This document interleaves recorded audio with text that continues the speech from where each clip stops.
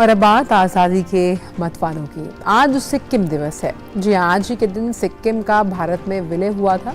आज स्वाधीनता सेनानी भीमभोर डोरी की भी जन्म जयंती है। डोरी ने असम के सामाजिक और आर्थिक विकास के लिए अनेकों कार्य किए थे और आज ही के दिन राष्ट्रवादी स्वाधीनता सेनानी रघुनाथ नरसिंहा मुधोलकर का भी जन्म हुआ था। स्वतंत्रता सेनानी साहू की भी आज पुण्यतिथि है। आज़ादी के सफर के इस अंक में हम स्वतंत्रता के इन सभी वीरों को श्रद्धा सुमन अर्पित करेंगे।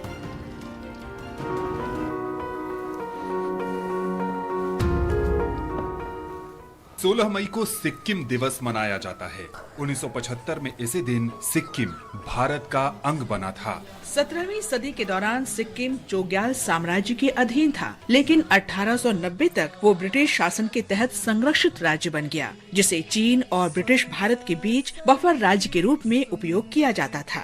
1947 में सिक्किम एक तरह से भारत का अंग बना। इसकी विदेश नीति, सुरक्षा और संचार भारत के अधिकार में आ गए, लेकिन इसके साथ ही वो स्वतंत्र राज्य बना रहा। 1973 में लोगों ने उत्तरदायी सरकार की मांग करनी शुरू कर दी और राजशाही के विरोध में आंदोलन शुरू हुआ। जनमत संग्रह में 97% से अधिक लोगों ने राजशाही समाप्त करने का समर्थन किया। इसके कारण सिक्किम का विलय आधिकारिक रूप से भारत में हो गया। नए राज्य को संघ में समाहित करने के लिए भारतीय संसद ने देश के संविधान को संशोधित किया। सबसे पहले उन शर्तों के निर्धारण के लिए 35वां संशोधन किया गया, जिनके तहत सिक्किम को संबद्ध राज्य बनाया गया। कुछ महीने बाद 35वें संशोधन को निरस्त करने के लिए 36वां संशोधन किया गया और सिक्किम को पूर्ण राज्य बनाया गया तथा संविधान की पहली अनुसूची में इसे शामिल किया गया। आज हम स्वाधीनता सेनानी भीमभोर देवरी का भी स्मरण कर रहे हैं। उनका जन्म 16 मई 1903 को हुआ था। भीमभोर देवरी ने असम के सभी समुदायों को एकजुट करके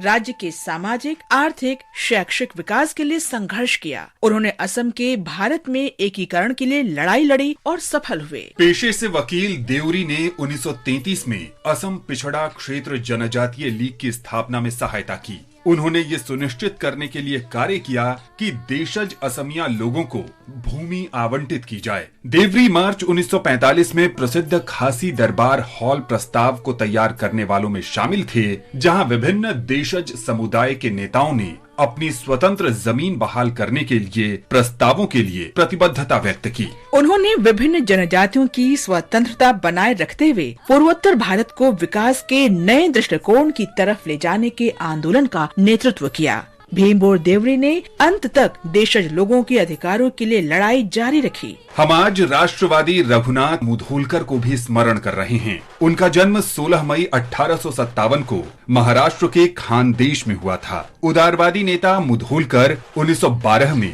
इंडियन नेशनल कांग्रेस के बांकीपुर अधिवेशन के अध्यक्ष थे। वे महिला शिक्षा, विधवा पुनर्विवाह और अस्पृश्यता दूर करने जैसे सामाजिक सुधारों के पक्षधर थे। रघुनाथ मुधोलकर गोखले के अनुयायी थे। उनका विश्वास था कि राष्ट्रीय आंदोलन संवैधानिक और अहिंसक होना चाहिए। उन्होंने ब्रिटिश सरकार की आर्थिक नीतियों की आलोचना की और विदर्भ में अनेक उद्योगों की स्थापना में सहायता की। 1890 में उन्हें भारतीयों की मांगों को पहुंचाने के लिए कांग्रेस के प्रतिनिधिमंडल के साथ इंग्लैंड भेजा गया। रघुनाथ मुधोलकर अंत तक लोगों के लिए कार्य करते रहे और 13 जनवरी 1921 को उनका निधन हो गया। इस महान भारतीय को शत शत नमन। आज हम स्वतंत्रता सेनानी साहू का भी स्मरण कर रहे हैं। उन्होंने 1857 के प्रथम स्वतंत्रता संग्राम में हिस्सा लिया था।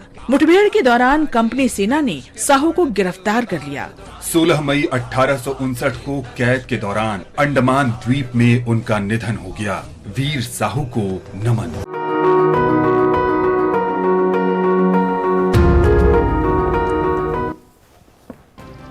और अब बात मौसम की।